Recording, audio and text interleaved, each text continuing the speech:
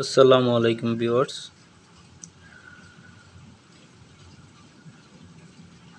আমি গত দুটি ভিডিওতে মেট্রো রেলের নিয়োগ প্রক্রিয়ার আবেদনগুলো কিভাবে করতে হয় এবং কোন পোস্টের কী কাজ সেগুলো দেখিয়েছিলাম। আজকের ভিডিওটিতে আমি দেখাবো নিয়োগ প্রক্রিয়ার ধরন, প্রশ্নের মান বণ্টন এবং পরীক্ষার বিষয়, কোন কোন বিষয়ের উপর পরীক্ষা হবে, যেগুলো মেট্রো রেলে পরীক্ষা দেওয়ার ক্ষেত্রে আপনাদের একান্ত প্রয়োজনীয়। তো চলুন দেখে নেই। এটি হচ্ছে নিয়োগ বিজ্ঞপ্তি নাম্বার 10। তো এখানে এর আগে মেট্রো রেলে দুটি পরীক্ষা হয়েছে 16 গ্রেডের। সেই দুটি পরীক্ষা মূলত নৈর্ব্যক্তিক বা এমসিকিউ অথবা মাল্টিপল কোশ্চেন, তিনটা আমরা একই অর্থে ব্যবহার করতে পারি, অর্থাৎ 4টি অপশন দেওয়া থাকবে, সেক্ষেত্রে আপনার একটি বেছে নিতে হবে। এমসিকিউ পরীক্ষা। তো প্রশ্নের মান বণ্টন কীরকম? তো আগের পরীক্ষাগুলো পর্যালোচনা করলে দেখা যায় এখানে 80টি কোশ্চেন থাকে এবং প্রতিটির মান সমান। প্রতিটি প্রশ্নের জন্য আপনাকে সময় দেওয়া হবে 1 মিনিট করে।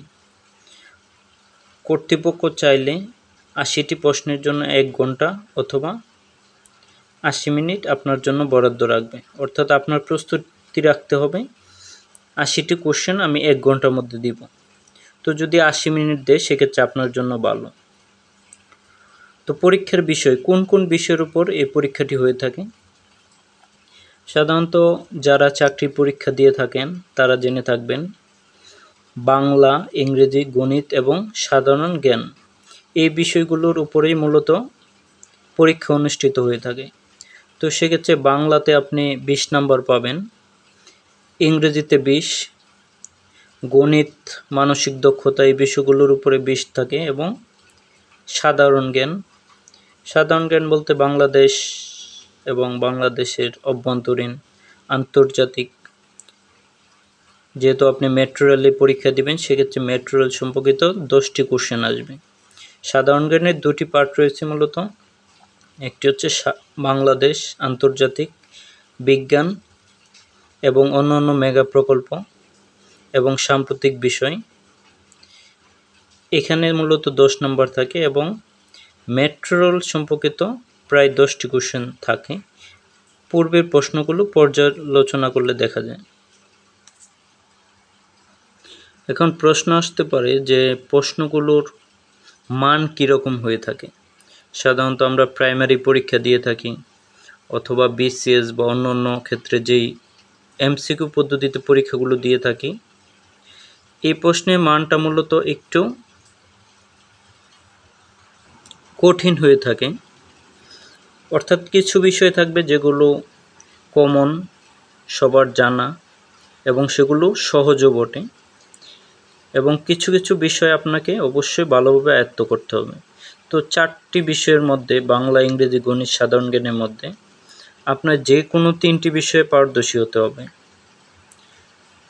তো আপনি যদি বাংলা পারেন, ইংরেজি পারেন, অপর দুটি পারেন না, সেক্ষেত্রে আপনি পরীক্ষায় টিকতে পারবেন না। তো যে কোনো 3টি বিষয় আপনাকে শক্তভাবে আয়ত্ত করতে হবে যাতে পরীক্ষাগুলো আপনি ভালোভাবে দিতে পারেন। বাংলা, ইংরেজি, গণিত, সাধারণ জ্ঞান এগুলো অন্যান্য পরীক্ষাগুলোর মতোই কোশ্চেনগুলো আপনারা বিভিন্ন বই থেকে আয়ত্ত করবেন। মেট্রো রেল সম্পর্কিত বিভিন্ন তথ্য আমি এই চ্যানেলটিতে ধারাবাহিকভাবে আপলোড করব।